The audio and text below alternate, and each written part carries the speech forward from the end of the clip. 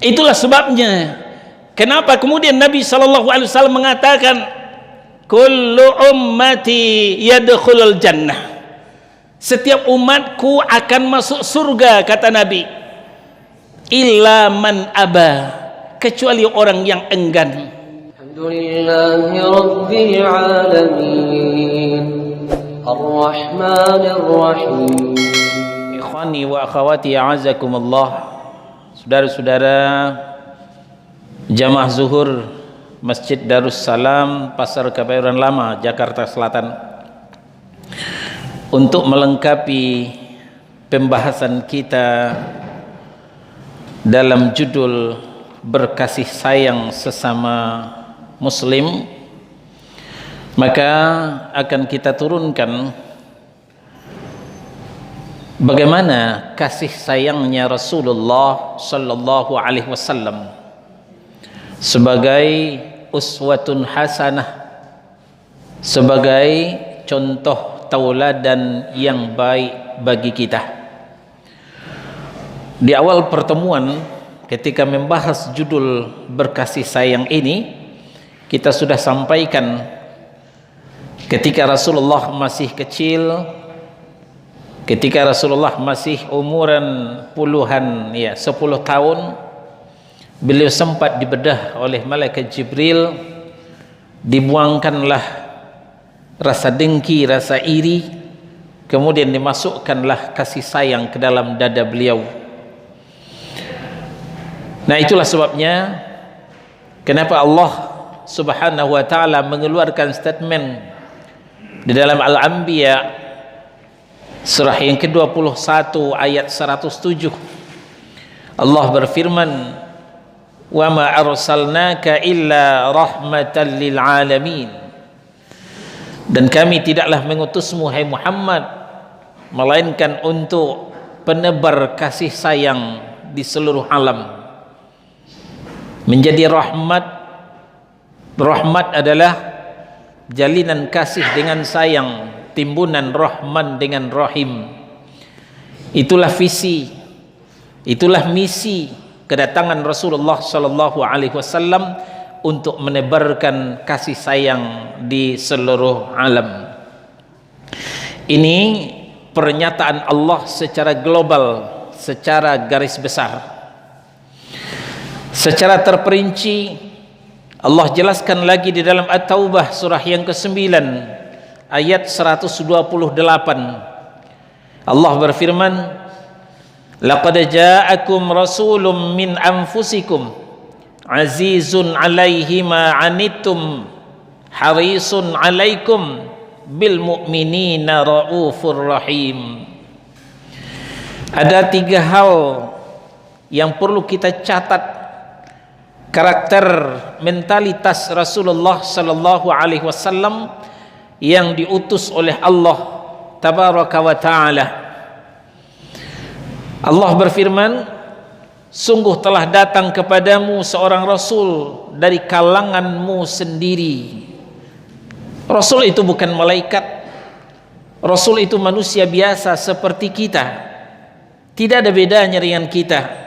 Lapar kalau tidak makan, haus kalau tidak minum, tergores kena senjata tajam, dan basah kalau terkeciprat air.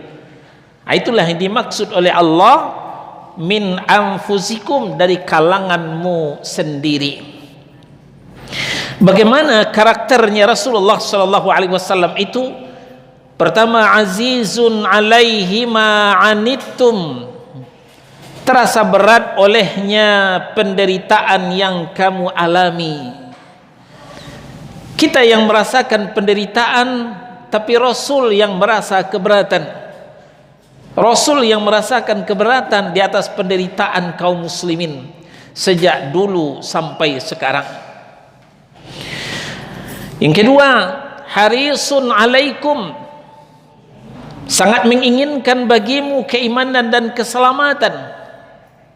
Sampai-sampai Rasulullah dipersekusi oleh kafir Quraisy hanya karena menginginkan umatnya masuk Islam, menginginkan umatnya beriman meninggalkan kekufuran, meninggalkan kemusyrikan, supaya mentauhidkan Allah. Hanya itu tujuan Rasulullah sallallahu alaihi wasallam. Dan yang ketiga, bil mu'minina raufur rahim. Beliau sangat penyantun dan penyayang terhadap orang-orang yang beriman. Pernyataan-pernyataan Allah Subhanahu wa taala ini dibuktikan oleh beliau sallallahu alaihi wasallam, baik dalam kehidupan dunia maupun nanti dalam kehidupan akhirat. Kita bisa lihat dalam berbagai hadis yang sahih bagaimana beliau merasakan keberatan di atas penderitaan umatnya. Dalam salah satu hadis Nabi sallallahu alaihi wasallam bersabda yang diriwayatkan oleh Imam Al-Bukhari dan Muslim.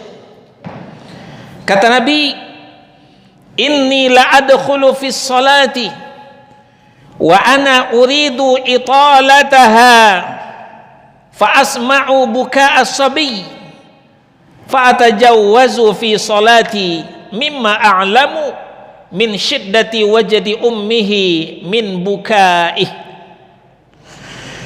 Ketika aku baru saja memulai mengimami sholat, ketika beliau baru mulai mengimami sholat, ya kira-kira setelah takbiratul ihram,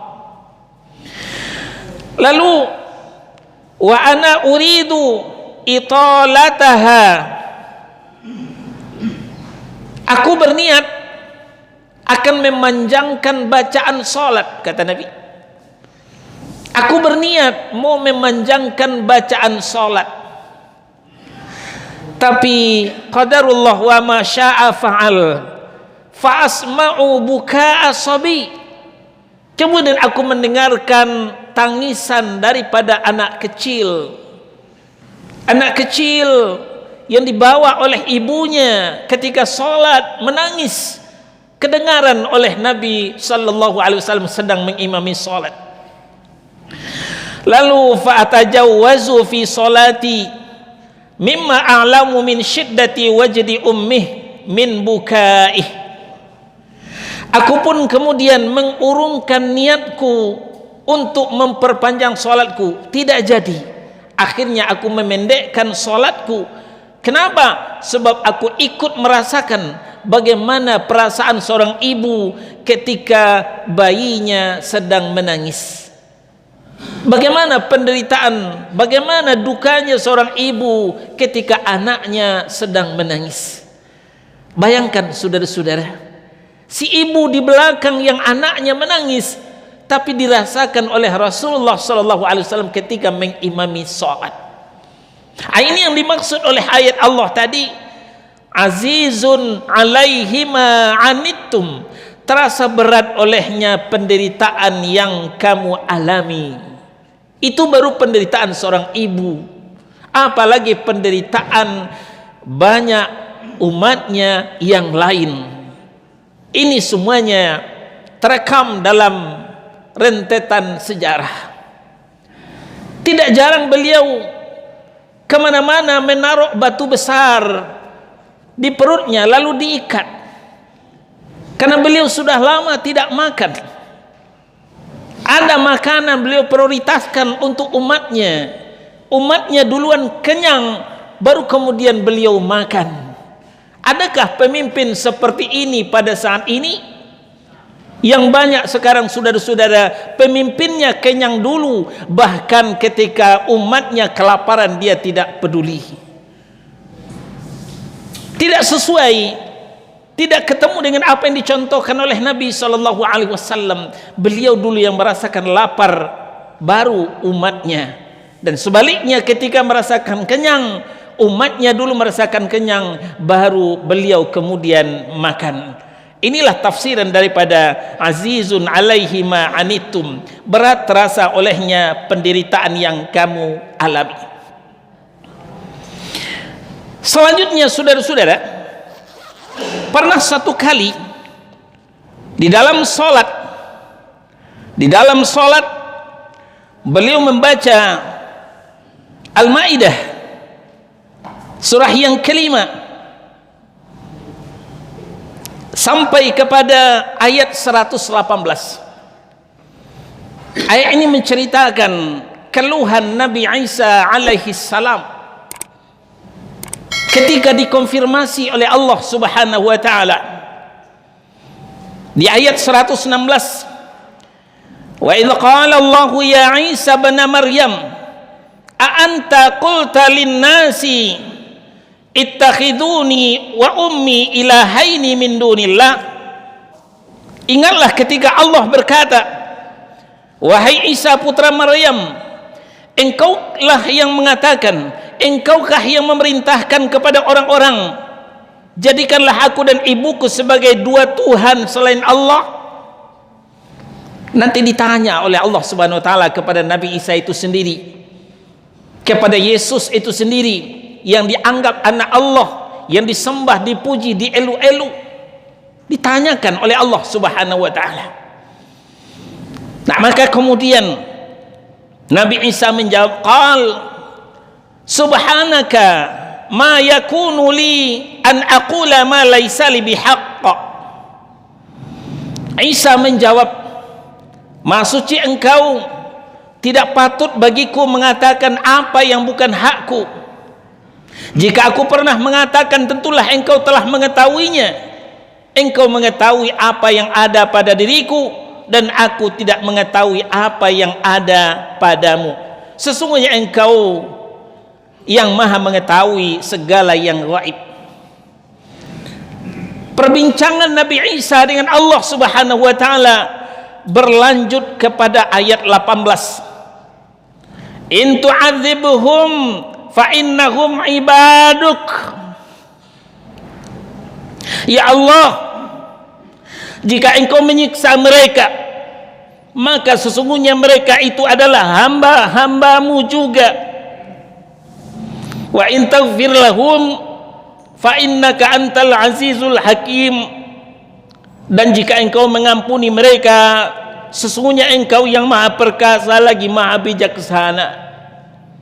Ini sebenarnya ucapan Nabi Isa kepada Allah Subhanahu wa taala, dan ini dibaca oleh Rasulullah ketika dalam sholatnya. Beliau membacanya dengan berurai air mata. Ya Allah, jika kau menghukum hambaku, ya Allah, menghukum umatku, mereka itu adalah umatmu juga, hambamu juga. Tapi jika engkau mengampuninya, engkau maha perkasa lagi maha bijaksana. Berulang-ulang dibaca oleh Rasul, semakin diulang sebagai bercucuran air matanya. Saudara-saudara, ternyata tangisan Rasulullah sallallahu alaihi wasallam kedengaran sampai ke langit yang ketujuh, kedengaran oleh Allah Subhanahu wa taala. Lalu kemudian Allah memanggil Jibril, ya Jibril, inzil ala Muhammad, turun kau sekarang juga temui Muhammad. Wasalhu malladhi yubki, tanyakan kepadanya apa yang menyebabkan dia menangis, apa yang menyebabkan dia menangis. Wallahu a'lam, sebenarnya Allah sudah tahu. Lalu malaikat Jibril menemui Rasulullah yang sedang menangis membaca ayat ini. Saudara-saudara, Jibril menanyakan, ya Rasulullah, malladhi tubki, apa yang menyebabkan engkau menangis ya Rasulullah? Beliau menjawab, ya Jibril, ummati, ummati. Bagaimana nasib umatku ya Jibril? Setelah membaca ayat ini, beliau tidak bisa menahan air matanya. Ingat kita, saudara-saudara, begitu lembutnya hati beliau, begitu sayangnya beliau kepada kita. Kenapa kita yang setiap bulan Rabiul Awal cinta Nabi, cinta Rasul, kenapa hati kita keras? Kenapa tidak punya kasih sayang kepada saudara sendiri? Ada pembantaian yang biadab di kilometer 50 Cikampek, kenapa kita tidak respect? Malah ada di antara kaum muslimin yang mendukung pembantaian biadab itu, saudara-saudara. Tidak mau ditegakkan hukum. Katanya negara hukum. Kemana rasa kasih sayang di antara kita? Benarkah kita pengikut Muhammad atau bukan? Ini yang perlu kita pertanyakan dalam diri kita, saudara-saudara. Jadi kalau kita memang ittiba'us sunnah, ittiba'ur rasul, tanamkanlah kasih sayang pada diri kita, berkasih sayang sesama kita kaum muslimin, ruhama'u bainahum. Lalu kemudian setelah malaikat Jibril dapat jawaban seperti ini, langsung malaikat Jibril naik ke langit melaporkan kepada Allah Subhanahu wa taala, ya Allah, yang ditangiskan Muhammad adalah umatnya. Ketika mereka menyimpang, ketika mereka musyrik, ketika mempersekutukan Allah, ketika melakukan maksiat, mereka ingat azab yang akan menimpa mereka. Nah, maka kemudian Allah menjawab, tenangkan Muhammad, aku akan mengampuni umatnya kecuali yang melakukan kemusyrikan. Itulah sebabnya kenapa kemudian Nabi SAW mengatakan, kullu ummati yadkhulul jannah, setiap umatku akan masuk surga, kata Nabi, illa man aba, kecuali orang yang enggan. Lalu ada sahabat yang mengkonfirmasi, wa may ya'ba ya Rasulullah, siapa yang enggan masuk surga ya Rasul? Beliau menjawab, man ata'ani dakhalal jannah, siapa yang taat kepadaku dia akan masuk surga. Wa man asani faqad aba, siapa yang ingkar kepadaku, tidak taat kepada sunnahku, berarti dia enggan masuk surga, kata Nabi sallallahu alaihi wasallam. Ini bukti betapa sayangnya beliau kepada kita. Ini bukti betapa hati beliau sangat lembut, sangat penyantun terhadap orang-orang yang beriman. Lalu kemudian dalam hadis yang panjang terkenal dengan hadis syafaat uzma, di mana ketika kiamat sudah berdiri, lalu kita dihimpun di padang mahsyar yang satu harinya sebanding dengan 50 tahun di dunia. Ketika itu la yakulu ta'am, tidak ada yang makan makanan ketika itu, tidak ada makanan yang untuk dimakan, wala yashrabu syarab, dan tidak ada minuman untuk diminum. Lapar, haus. Maka ketika itu banyaklah umat yang bingung, mau kemana kita, kemana arah tujuan kita, di mana tempat kita, di surgakah ataukah di neraka? Di tengah-tengah kebingungan itu, matahari pun didekatkan beberapa mil saja, keringat bercucuran. Maka ketika itu manusia berbondong-bondong menemui Nabi Adam alaihissalam untuk mendapatkan pertolongan. Ya Adam, engkau adalah Abul Bashar, engkau adalah bapaknya manusia, engkau langsung diciptakan oleh Allah dengan tangannya, maka berikanlah syafaat kepada kami, mintakanlah syafaat kepada Allah untuk kami, untuk meringankan penderitaan kami ini. Tapi apa jawaban Nabi Adam, saudara-saudara? Dosaku sudah terlalu banyak, Allah sangat murka kepadaku, yang sedang kufikirkan sekarang adalah nafsi, nafsi, diriku dan diriku, aku tidak sempat memikirkan kalian. Demikian kata Adam alaihissalam.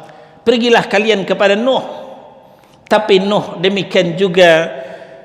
Lalu pergilah kalian kepada Nabi Musa, Nabi Musa juga menjawab juga seperti itu. Dan sampai kepada Nabi Isa, semua nabi, semua rasul yang bergelar ulul azmi menolak untuk dimintai syafaat ketika itu, saudara-saudara. Lalu kemudian mereka menemui Rasulullah sallallahu alaihi wasallam, menemui Muhammad sallallahu alaihi wasallam. Maka ketika itu Rasulullah sujud di bawah arasnya Allah Subhanahu wa taala. Di situ beliau tersungkur sujud. tersungkur sujud dan memohon kepada Allah supaya diberikan izin untuk memberikan syafaat. Disitulah beliau menggunakan doanya. Di dalam hadis yang lain diriwayatkan oleh Imam Muslim, Nabi sallallahu alaihi wasallam bersabda, "Likulli nabiyyin da'watun mustajabatun, fata'ajjala kullu nabiyyin da'watahu." Setiap nabi diberikan kurnia satu doa mustajab. Satu doa mustajab. Mereka para nabi dan rasul telah menggunakan doanya ketika di dunia. Ketika di dunia. Hanya aku yang menyimpan doa tersebut. Wa inni taba'tu da'wati syafa'atan li ummati yaumal qiyamah. Hanya aku yang menyimpan doa tersebut agar dapat kujadikan sebagai syafaat untuk umatku pada hari kiamat. Wahia nailatun insyaallah man mata min ummati la yusyriku billahi syai'an.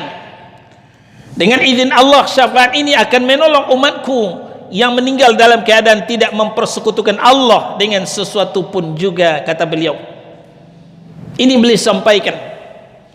Nah, maka nanti kita lanjutkan cerita tadi. Beliau tersungkur sujud menghadap Allah Subhanahu wa taala dan memohon kepada Allah Subhanahu wa taala.